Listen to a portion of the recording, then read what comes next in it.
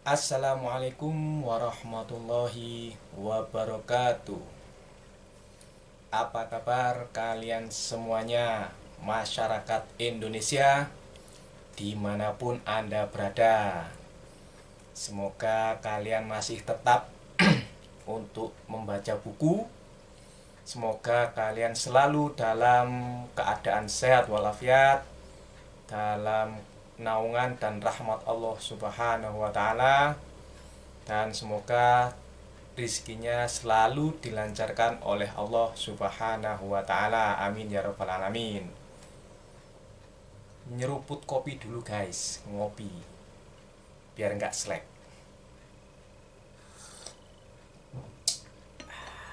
Mantap. Oke guys, di video sebelumnya, di video 9 riwayat Imam Ashab ya, kalau nggak salah. Kalau nggak salah inget ya. Jadi di video-video sebelumnya kita membahas mengenai para imam mazhab, perbedaan-perbedaan fikih. Nah, kali ini saya akan merekomendasikan kepada kalian semuanya sebuah buku mengenai perbedaan-perbedaan atau pendapat-pendapat para imam fikih ya. Terutama imam yang 4, ya kan?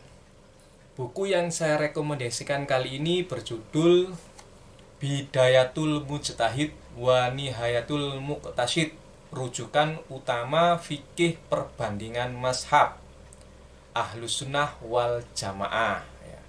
Buku ini ada 2 buku guys, 2 buku ya. Ini buku yang pertama, ini buku yang kedua ya. Jadi saya memiliki 2 bukunya, dan di sini langsung aja isinya nanti gimana ya. Buku yang pertama terdiri dari jilid 1 dan jilid 2. Buku yang kedua terdiri dari jilid 3 dan jilid 4. Judul asli buku ini adalah Bidayatul Mujtahid wa Nihayatul Muqtasid. Jadi terjemahkan dari buku tersebut. Ditulis oleh Ibnu Rushd atau di kalangan barat ya, pada zaman itu dikenal dengan nama Averroes.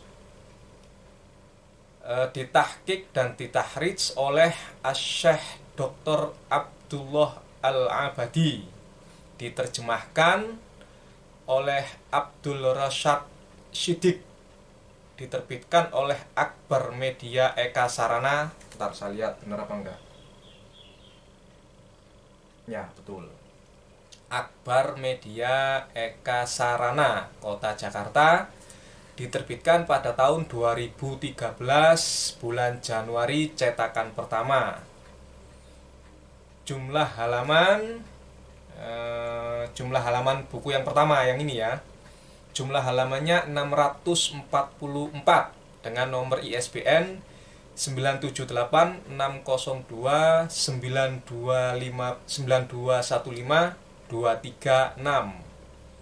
Jumlah halaman buku yang kedua, buku yang ini jumlah halamannya 745 dengan nomor ISBN 9786029259243. Ukuran kedua buku ini 19,5 kali 26,5 cm. Besar guys. Oke ya. Sekarang kita menuju ke tulisan di cover belakang buku ini, tapi buku yang pertama. Tulisan di cover belakang buku yang pertama tertulis sebagai berikut. Semenjak Tariq bin Ziyad dalam kurung Tarek el Tuerto berhasil membuka rahim Andalusia dalam kurung Spanyol melalui Selat Gibraltar pada tahun 711 Masehi. Seusai ekspedisi Islamnya dari Afrika Utara, maka saat itulah Islam masuk dengan derasnya ke Eropa. Diawali dari Spanyol, kemudian Prancis hingga ke Italia. Di awal milenium pertama, muncul dua kekuatan superpower yang silih berganti menguasai Andalusia, yaitu pemerintahan Murabitun dalam kurung Yusuf bin Tastin, kemudian Muwahhidun dalam kurung Ibnu Tumar. Di tengah-tengah dua kekuasaan tersebut lahirlah dua orang ahli fikih terkenal di Andalusia yang sama-sama bernama Ibnu Rushd. Keduanya sama-sama bermazhab Maliki. Masih ingat toh mazhab Maliki? Yang pertama adalah Ibnu Rushd al-Jad si kakek, dan yang kedua adalah Ibnu Rushd al-Hafiz si cucu. Namun dari keduanya yang paling tersohor di dunia adalah Ibnu Rushd al-Hafid yang memiliki beragam profesi, mulai dari dokter, dosen atau guru, ahli hukum, filsuf, pejabat negara, dan penulis dengan karya legendarisnya yang terkenal di dunia, yaitu Bidayatul Mujtahid wa Nihayatul Muqtasid. Di masanya setidaknya hingga saat ini beliau maksudnya belum ada atau bahkan tidak ada yang mampu menandingi ketinggian kualitas fikih perbandingan yang terdapat dalam karya ini, guys. Dalam pandangan Ibnu Rushd, terutama ketika berbicara tentang hasil ijtihad dalam fikih, kebenaran hanya mutlak datang dari Allah Ta'ala. Adapun manusia tidak mengeluarkan kebenaran, bahkan untuk mendapatkannya mereka hanya bisa melaluinya dengan jalan menafsirkannya. Sekali lagi. Dalam pandangan Ibnu Rushd, terutama ketika berbicara tentang hasil ijtihad dalam fikih, kebenaran hanya mutlak datang dari Allah Ta'ala. Adapun manusia tidak mengeluarkan kebenaran, bahkan untuk mendapatkannya, maksudnya untuk mendapatkan kebenaran, mereka manusia ini hanya bisa melaluinya dengan jalan menafsirkannya.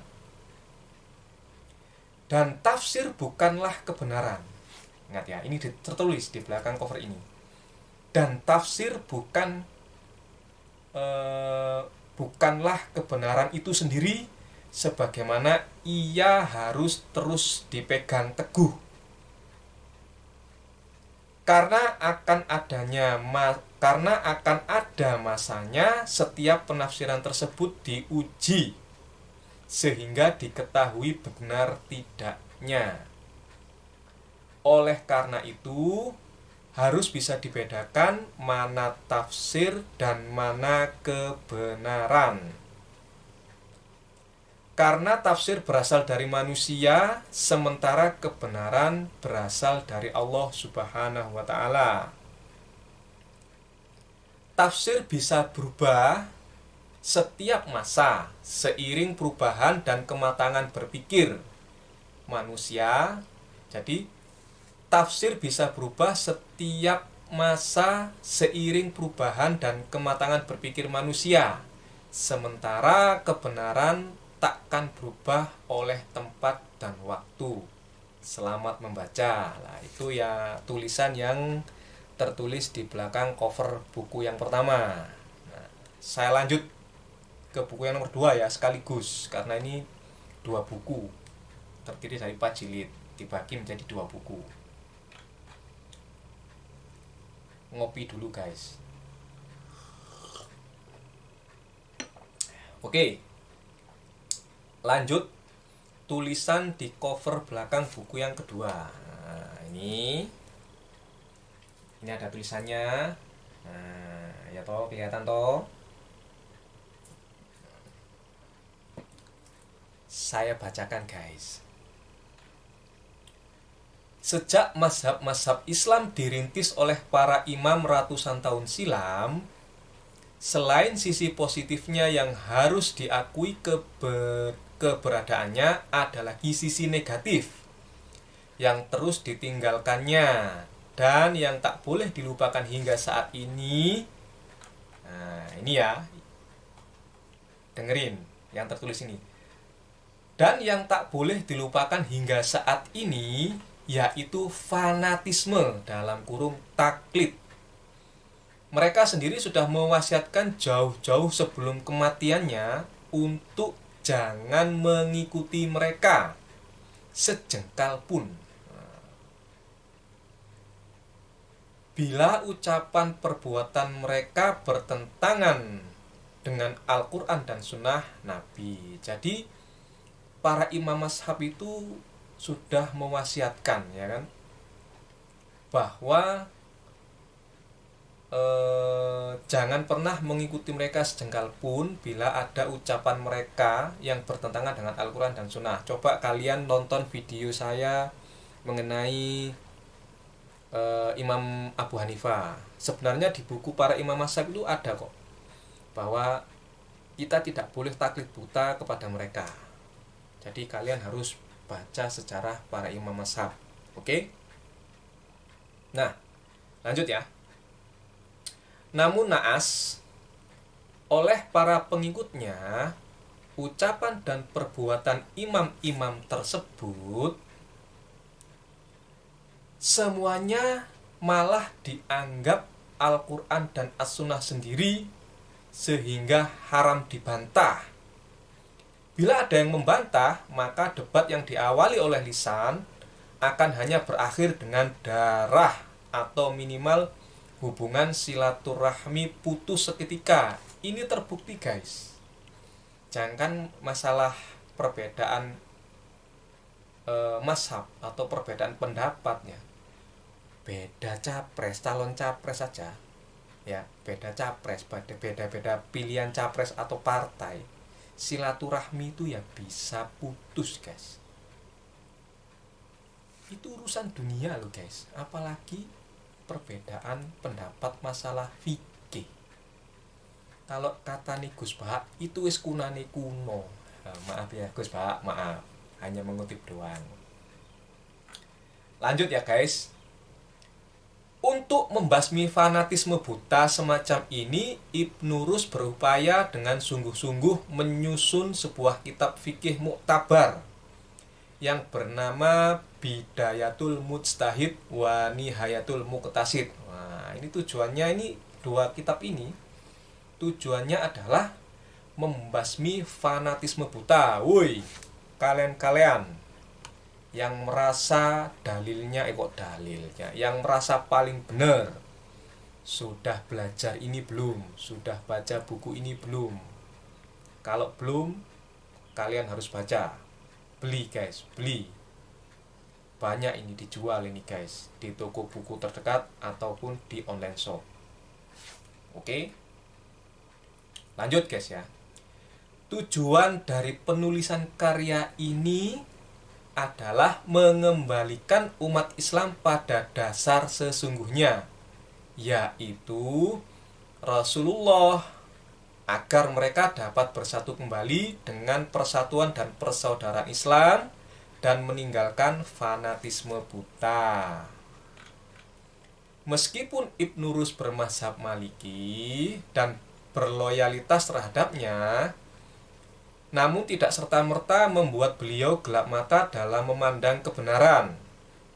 Tak jarang dalam karya ini beliau membantah pendapat para ulama Maliki, bahkan Imam Malik sendiri, bila ternyata bertentangan dengan dalil-dalil yang benar.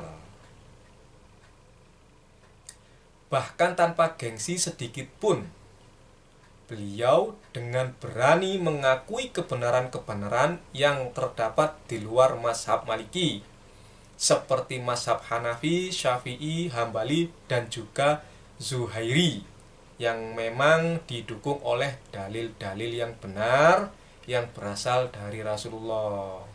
Woi, kalian-kalian yang tidak pernah membaca sejarah imam mazhab, yang tidak pernah membaca kitab-kitab karya beliau, jangan merasa paling benar, bos. Para imam mazhab sendiri itu berbeda pendapat, ya. Seperti di video saya sebelumnya, bahwa Imam Malik mengatakan air liur anjing itu tidak najis.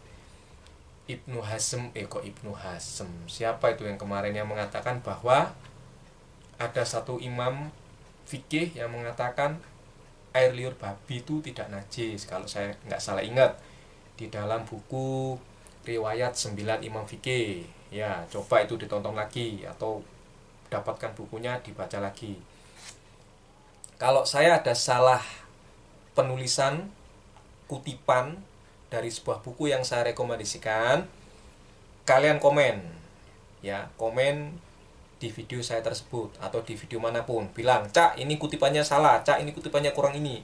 Kalian komen, oke? Gak apa-apa, it's okay, itu malah bagus. Saya lanjut, guys, ya.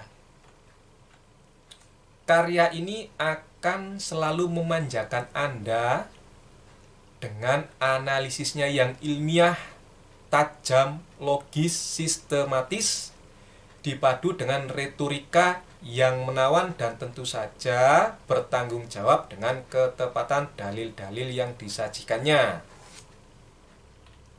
Maksudnya dengan ketepatan dalil-dalil yang disajikannya kepada setiap permasalahan yang dibahas. Dan amat disayangkan bila karya ini lewat begitu saja dalam kehidupan Anda tanpa pernah Anda miliki. Loh, itu sayang, bro, kalau sampean-sampean itu ndak punya buku ini, bro. Syukur-syukur sampean bisa baca Arab gondrong. Maksud saya Arab gundul. Biasanya itu kitabnya lebih murah daripada yang terjemahan bahasa Indonesia. Jadi kalau saya merekomendasikan sebuah buku terjemahan, kalian cross check di kitab aslinya yang asli bahasa Arabnya. Mungkin bisa beda terbitan, mungkin bisa beda, ya biasanya beda terbitan sih. Oke, lanjut ya. Oleh karena itu, inilah momen yang tepat bagi Anda untuk memajukan cara berpikir Anda. Saya ulangi sekali lagi ya. Oleh karena itu, ini yang tertulis di cover belakang buku yang ini, yang kedua. Oleh karena itu, inilah momen yang tepat bagi Anda untuk memajukan cara berpikir Anda dalam melihat persoalan-persoalan yang terjadi dalam kehidupan umat Islam. Selamat membaca. Biar piknik-piknik kalian tuh agak jauh lah. Kalau jauh, pikniknya jauh itu sudah alim ulama. Kalau kita yang awam-awam nih, pikniknya agak jauh. Terus makanannya itu nggak mung gedang goreng tok, ono lento, ya toh, ono pohung goreng, tape goreng, minumannya kopi, terus apalagi soda gembira. Jadi macam-macam yang disajikan dalam piknik. Begitu juga wawasan kita jika tambah luas, kita bisa memahami ya pendapat-pendapat atau perbedaan-perbedaan para imam mazhab. Oke? Haus, guys. Ngomong sambil bengok-bengok tanpa mic karena alatnya ini seadanya. Minum dulu, guys. Kita masuk dalam isi buku ini. Yang pertama, saya kutip sepotong-sepotong ya. Sisanya kalian cek sendiri di buku ini. Oke? Yang pertama, Ibnu Rushd adalah sosok yang melegenda di dunia pemikiran manusia modern. Ada kalimat lanjutan, tapi saya potong. Bahkan atas jasa beliau yang membandingkan pemikiran-pemikiran fikih ini, beliau dianggap sebagai bapak fikih perbandingan di dunia Islam. karena beliaulah yang pertama kali menyusun sebuah kitab fikih perbandingan antar mazhab dengan sangat sistematis. Nah, jadi Ibnu Rus ini dianggap sebagai bapak fikih perbandingan. Oke. Nomor 2. Syekh Muhammad Wais dalam kata pengantarnya di dalam buku ini menuliskan sebagai berikut. Ada kalimat selanjutnya saya potong. Ada baiknya meneliti terlebih dahulu pendapat-pendapat yang bertentangan dengan pendapat kita. Selama hal itu bersandar kepada sebuah dalil yang kuat, dan kalaulah hal tersebut tidak benar menurut kita, maka kita harus memperlakukan hal itu dengan penuh toleransi. Karena sesungguhnya syariat itu sangat bertoleransi dan mempermudah. Ini yang ngomong Syekh Muhammad Wais, ya.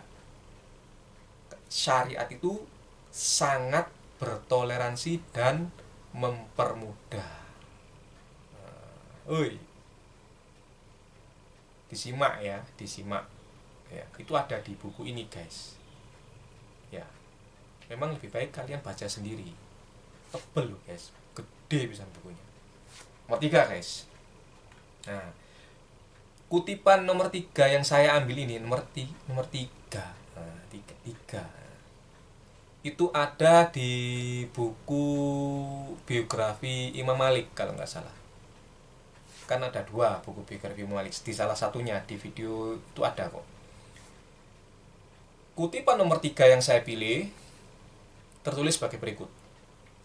Dan air bekas jilatan anjing itu menurut Imam Malik tidak najis, ya. Jadi di buku ini ada membahas mengenai najis enggaknya najis tidaknya air liur anjing. Menurut Imam Malik, air bekas jilatan anjing itu tidak najis. Oke. Kutipan keempat. Menurut Imam Abu Hanifah, telapak kaki wanita bukan aurat. Sekali lagi, ada tertulis di dalam buku ini, yaitu menurut Imam Abu Hanifah, telapak kaki wanita bukan aurat. Jadi kalau selama ini kita mengenal bahwa aurat wanita itu wajah dan telapak tangan, kalau menurut Imam Abu Hanifah, telapak kaki wanita itu juga bukan termasuk aurat.